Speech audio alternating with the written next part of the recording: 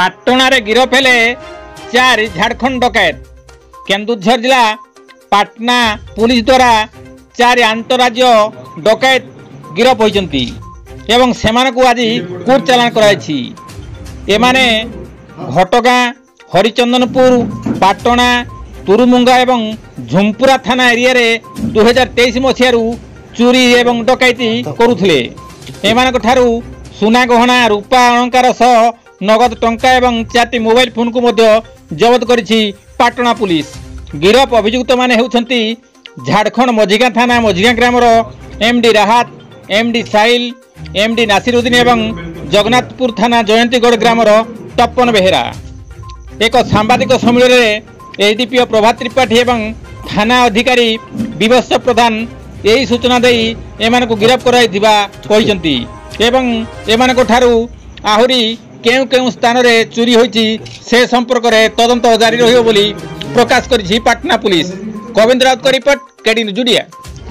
ଆମର এই ବର୍ଷ ଡେ ବର୍ଗଲାରୀ କେସ୍ ଆମର ପାଟନା ଥାନା, ହରିଚନ୍ଦନପୁର ଥାନା, ଘଟଗାଁ ଥାନା ପ୍ଲସ୍ ତୁରୁମୁଙ୍ଗା ଥାନାରେ ବି କେତେଟା ହେଇଥିଲା।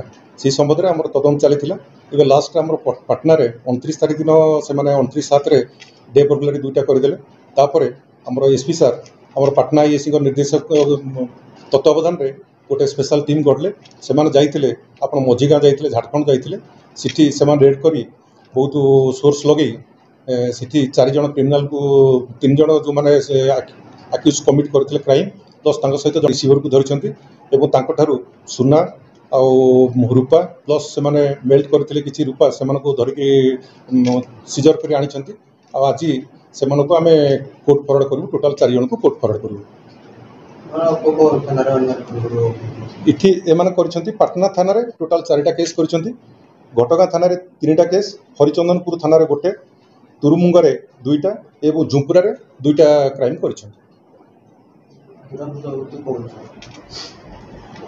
ଏମାନେ ଜଣେ ହେଉଛନ୍ତି ମହମ୍ମଦ ରାହାତ, ଆଉ ଜଣେ ହେଉଛନ୍ତି ମହମ୍ମଦ ସାହିଲ, ଆଉ ଜଣେ ମହମ୍ମଦ ନାସିରୁଦ୍ଦିନ, ଆଉ ଜଣେ ତପନ ବେହେରା।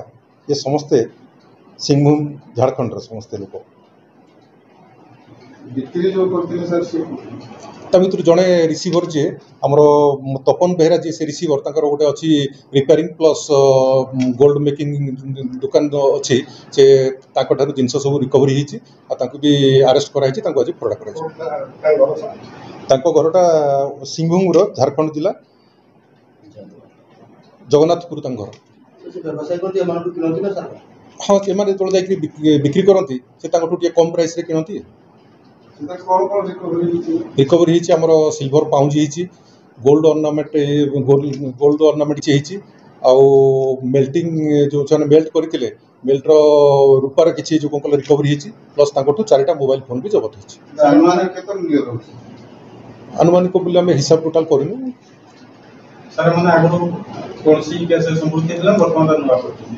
ସେମାନେ 2023 ମସିହାରୁ ଆମ ଜିଲ୍ଲାରେ କରିଛନ୍ତି। ଆମର ସେଇଟା ଭେରିଫିକେସନ୍ ଅଛି, ଜଣାପଡ଼ିବ ସେମାନଙ୍କର ପ୍ରିଭିୟସ୍ କ୍ରାଇମ୍ ହିଷ୍ଟ୍ରି ଜଣାପଡ଼ିଛି। ଆଜି ଫରୱାର୍ଡ କରାଯିବ ସେମାନେ।